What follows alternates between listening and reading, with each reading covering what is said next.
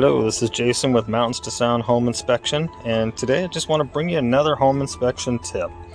So when looking around the exterior of your home, your new home here, when you come around the corners and you see these downspouts right here, they come down and go all the way down here to the ground.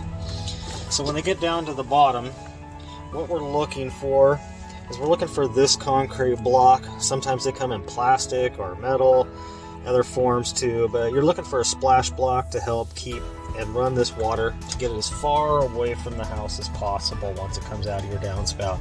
Now this one here, as you can see, it's in a little disrepair, probably should be replaced. Plus it should be moved a little bit because it's not even centered underneath the downspout to catch all the water. So with this one here, it would let all this water leak back down and end up going right back in underneath the foundation of this house. And that would not be a good thing. So you want all this water to get a good 2 to 3 feet away from the house so it does not sink back into under the foundation. And thank you very much.